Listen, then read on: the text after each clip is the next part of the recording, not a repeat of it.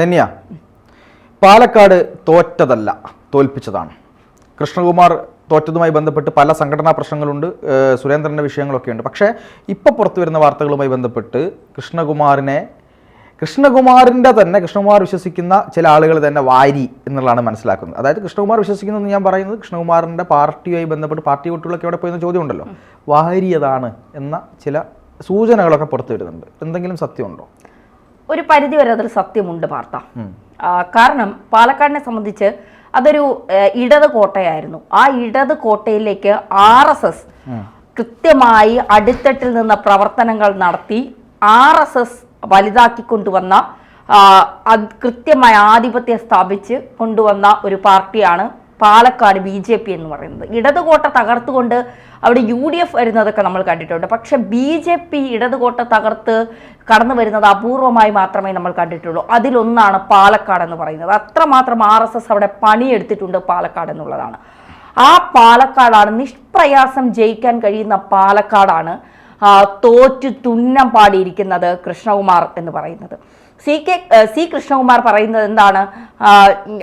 പഴയ വോട്ട് ഇപ്പോഴും ഞങ്ങൾ നിലനിർത്തുന്നുണ്ട്, ഇതൊരു വലിയ തോൽവിയൊന്നുമല്ല, ജയപരാജയങ്ങൾ എല്ലാ തിരഞ്ഞെടുപ്പിലും ഉണ്ടാകും എന്നൊക്കെയാണ് പറയുന്നത്. തീർച്ചയായിട്ടും ജയപരാജയങ്ങൾ എല്ലാ തിരഞ്ഞെടുപ്പിലും ഉണ്ടാകും, അതില്ല എന്ന് പറയുന്നില്ല. പക്ഷേ സ്ഥാനാർത്ഥിയെ നിർത്തിയതിലും നേതൃത്വത്തിന്റെ പിടിപ്പുകേടും തന്നെയാണ് പാലക്കാട് പാർട്ടി തോറ്റത് എന്നുള്ളതിന് ഒരു സംശയവും വേണ്ട. ഇവിടെ സന്ദീപ് വാര്യർക്കെതിരെ അച്ചടക്ക നടപടി സ്വീകരിക്കാൻ അല്ലെങ്കിൽ സന്ദീപ് വാര്യരെ പുറത്താക്കാൻ തീരുമാനിക്കുന്നു എന്നുള്ളൊരു നിലപാട് പാർട്ടി എടുക്കുന്നു, സംസ്ഥാന നേതൃത്വം എടുക്കുന്നു. സന്ദീപ് വാര്യരെ അനുനയിപ്പിക്കാൻ പലതരത്തിലുള്ള നീക്കങ്ങൾ നടത്തുന്നു. സന്ദീപ് വാര്യർ അതിൽ അനുനയനത്തിലേക്ക് എത്തുക വരെ ചെയ്തതാണ് എന്നുള്ള, അതായത് വാര്യർക്ക് BJPയിൽ നിന്ന് പുറത്തു പോകാൻ ഒരു താല്പര്യവും ഇല്ലാതിരുന്നു എന്ന് തന്നെയാണ് ഇപ്പോൾ പുറത്തു വരുന്ന റിപ്പോർട്ടുകൾ. സന്ദീപ് വാര്യർ ആയിരുന്നു പലയിടത്തും ശരിയെന്നും പല BJPക്കാരും ഇപ്പോൾ വലിയ രീതിയിൽ ആവർത്തിച്ച് പറയുന്നുമുണ്ട്. പരസ്യ പ്രചരണം നടത്തുന്നില്ല എന്നുള്ളത് മാത്രമേ ഉള്ളൂ, പരോക്ഷമായി അവർ അത് പറഞ്ഞു വയ്ക്കുന്നുമുണ്ട്. അപ്പോ സന്ദീപ് വാര്യർ പോകാതിരുന്ന സമയത്താണ് അദ്ദേഹത്തെ പുറത്താക്കാനുള്ള ഒരു തീരുമാനം ചില ഭാഗങ്ങളിൽ നിന്ന് വരുന്നതായി അദ്ദേഹം അറിഞ്ഞുകൊണ്ടാണ് അദ്ദേഹത്തിനോടൊപ്പം നിൽക്കുന്ന കുറെ സഹപ്രവർത്തകരോട്, അതായത് BJPയിൽ അദ്ദേഹം എത്തിയതിനു ശേഷം അദ്ദേഹം പ്രവർത്തിച്ചവരുമായി, പാലക്കാട് അദ്ദേഹവുമായി ഏറ്റവും അടുപ്പമുള്ളവരുമായി അദ്ദേഹം സംസാരിക്കുന്നു. അവർക്കൊക്കെ ഇത് നേരത്തെ അറിയാമായിരുന്നു അദ്ദേഹം പോകും എന്നുള്ളത്. കാരണം അവരോടൊക്കെ സംസാരിച്ച് എന്താണ് പാലക്കാട് നടക്കുന്നത് എന്നുള്ളതിന്റെ കൃത്യമായ ചിത്രം, BJP പാലക്കാട് എന്താണ് ചെയ്യുന്നത്, കൃഷ്ണകുമാറിനെ അവിടുത്തെ പല ആളുകൾക്കും പാർട്ടിക്കകത്തുള്ളവർക്ക് തന്നെ താല്പര്യമില്ല എന്നുള്ളത് വാര്യർ മനസ്സിലാക്കിക്കൊണ്ട് തന്നെയാണ് കൃഷ്ണകുമാർ അവിടെ സ്ഥാനാർത്ഥിയാകേണ്ട, ശോഭയോ സുരേന്ദ്രനോ വരട്ടെ എന്ന് വാര്യർ തന്നെ പറഞ്ഞത്. പക്ഷേ അത് വ്യക്തിപരമായി എടുത്തുകൊണ്ടാണ് സന്ദീപ് വാര്യർക്കെതിരെ വലിയ നിലപാടുകൾ, തീരുമാനങ്ങൾ എടുക്കാൻ സംസ്ഥാന നേതൃത്വം തയ്യാറായത് എന്നുള്ളതാണ്. പക്ഷേ സന്ദീപ് വാര്യർ കോൺഗ്രസിലേക്ക് പോയി എന്നുള്ളത് യാഥാർത്ഥ്യമാണ്. സന്ദീപ് വാര്യരോടൊപ്പം പലരും പോയില്ല എങ്കിലും മനസ്സുകൊണ്ട് അവരെല്ലാം സന്ദീപ് വാര്യർക്കൊപ്പമായിരുന്നു എന്നുള്ളതാണ്. അതാണ് ഇന്നലെ നഗരപ്രദേശങ്ങളിൽ എണ്ണി തുടങ്ങിയപ്പോൾ മുതൽ കൃഷ്ണകുമാർ പരാജയം മണത്തു തുടങ്ങിയത് ആ ഒരൊറ്റ കാരണങ്ങൾ കൊണ്ടാണ്. രാത്രി രഹസ്യമായി പലയിടങ്ങളിലും യോഗങ്ങൾ നടന്നു എന്നാണ് പറയുന്നത്. അതായത് കൃഷ്ണകുമാറിനെ പല BJPയിലെ പാലക്കാടുള്ള മുതിർന്ന നേതാക്കൾക്കും കൃഷ്ണകുമാറിനെ താല്പര്യമില്ല, കൃഷ്ണകുമാർ സ്ഥാനാർത്ഥിയാകണ്ട എന്ന് പല തവണ കേന്ദ്ര നേതൃത്വത്തെ അറിയിച്ചിട്ടും കൃഷ്ണകുമാറിന്റെ വ്യക്തിപരമായുള്ള ചില ഇടപെടലുകളാണ് കൃഷ്ണകുമാറിനെ അവിടെ തന്നെ സ്ഥാനാർത്ഥിയാക്കിയത് എന്നുള്ളതാണ്. ഇപ്പൊ നമ്മൾ മാധ്യമ പ്രവർത്തകരാണെങ്കിൽ നമുക്ക് പല കാര്യങ്ങളും അറിയാം, പക്ഷെ അതൊക്കെ തുറന്നു പറയാൻ നമുക്ക് പറ്റില്ല എന്നുള്ളത് യാഥാർത്ഥ്യമാണ്. അതുകൊണ്ടാണ് പല കാര്യങ്ങളും നമ്മൾ പൊതിഞ്ഞു കെട്ടി സംസാരിക്കുന്നത്. പാലക്കാട് എന്താണ് സംഭവിച്ചതെന്ന് കൃത്യമായി കേരളത്തിലെ മുഴുവൻ മാധ്യമ പ്രവർത്തകർക്കും അറിയാം. പക്ഷെ എല്ലാവർക്കും അത് തുറന്നു പറയാനുള്ള BJPയിൽ എന്താണ് സംഭവിച്ചത് എന്നുള്ളത്. ഇവിടെ വാര്യർ കൃത്യമായി കൃഷ്ണകുമാറിനെ ഫോക്കസ് ചെയ്ത്, സുരേന്ദ്രനെ ഫോക്കസ് ചെയ്തുകൊണ്ട് കൃത്യമായി കാര്യങ്ങൾ പറഞ്ഞുകൊണ്ട് തന്നെയാണ് വാര്യർ കോൺഗ്രസിലേക്ക് പോയത്. ആ കാര്യങ്ങളൊക്കെ പ്രസ്ഥാനത്തിനെ തള്ളിപ്പറഞ്ഞതിൽ ഇപ്പോഴും സന്ദീപ് വാര്യർക്ക് എതിരെ നിൽക്കുന്നവർ തന്നെയാണ് നമ്മൾ രണ്ടുപേരും. അല്ല, അവിടെയാണ് കമന്റ് ഒക്കെ വരുന്നത്. കാരണം നിങ്ങൾ ഇന്നലെ വരെ ഇതല്ലോ പറഞ്ഞുകൊണ്ടിരുന്നത്. നിങ്ങൾ സന്ദീപ് വാര്യരെ എതിർത്തിരുന്നല്ലോ, ആദ്യം അനുകൂലിച്ചു പിന്നീട് എതിർത്തു. അവരോട് ഈ ധന്യ പറഞ്ഞത് പോലത്തെ ഒരു കാര്യം മാത്രം നമുക്ക് പറയാനുള്ളൂ. അതായത് അദ്ദേഹം കോൺഗ്രസിലോട്ട് പോയതോ ഒരാൾ പാർട്ടി വിട്ടതോ അല്ല നമ്മുടെ പ്രശ്നം. അദ്ദേഹം ഒരു ദിവസം കൊണ്ട് പോയിട്ട് സ്വന്തം പ്രസ്ഥാനത്തെ തള്ളിപ്പറയുകയും ഒരു സ്വഭാവത്തിലടക്കം താൻ ഇതുവരെ പഠിച്ചു വന്ന എല്ലാ സംസ്കാരങ്ങളെയും മൂല്യത്തെയും തള്ളിപ്പറയുന്ന വിധത്തിൽ പ്രവർത്തിക്കുകയും ചെയ്തുകൊണ്ടാണ് നമ്മൾ അദ്ദേഹത്തെ കുറ്റം പറഞ്ഞത്. അതിപ്പോഴും പറയും. പക്ഷേ അദ്ദേഹം കോൺഗ്രസിലേക്ക് പോയതിനെയോ അദ്ദേഹം അവിടെ അനുഭവിച്ച പ്രശ്നങ്ങളെയോ നമ്മൾ നിസ്സാരമായി കാണുന്നില്ല. അതിലേക്ക് തുടരാം.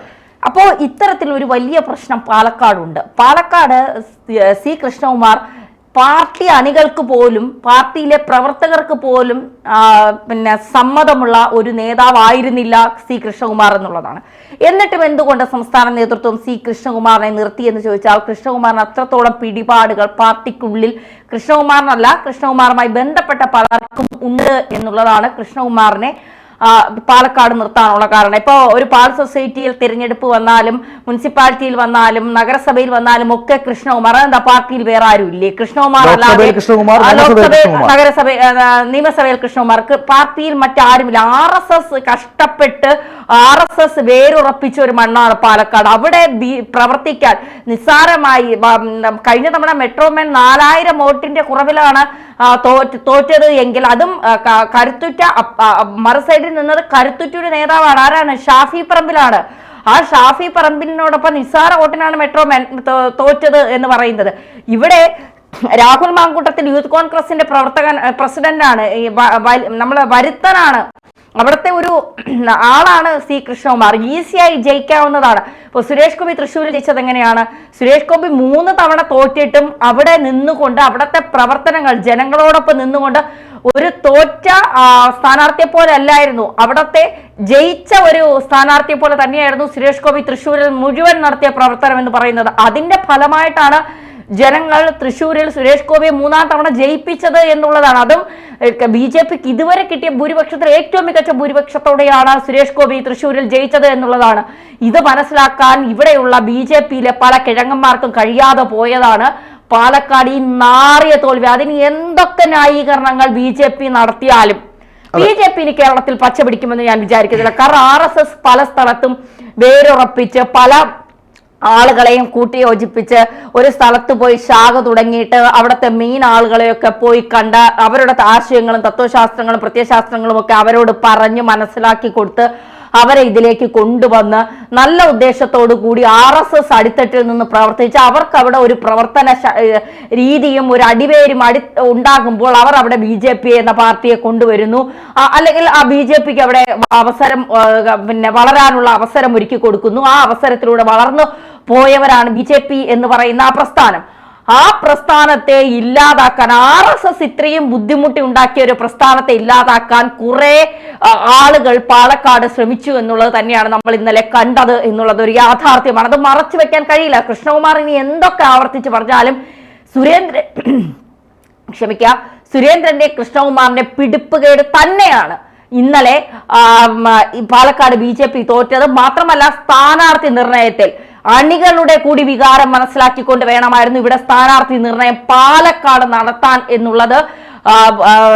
ആരാണോ കേന്ദ്ര നേതൃത്വത്തെ അറിയിച്ചത് കൃഷ്ണകുമാർ തന്നെ വേണമെന്ന് അവിടെ നിന്ന് തുടങ്ങി പാലക്കാട് BJPയുടെ പരാജയം എന്നുള്ളതാണ്. തീർച്ചയായും ധന്യ പറഞ്ഞ് അവസാനിപ്പിച്ചെടുത്ത് നിന്ന് തന്നെ തുടങ്ങാം. കാര്യം യഥാർത്ഥത്തിൽ പരാജയത്തിന്റെ കാരണം അതാണ്. കാര്യം കേന്ദ്ര നേതൃത്വത്തെ തെറ്റിദ്ധരിപ്പിച്ചവർ, അവിടെ കൃത്യമായി കൃഷ്ണകുമാറിന് വേണ്ടി പോയി സമ്മർദ്ദം ചെലുത്തിയവർ, അവരാണ് BJPയുടെ യഥാർത്ഥത്തിൽ ആ BJPയെ പരാജയപ്പെടുത്തിയത്.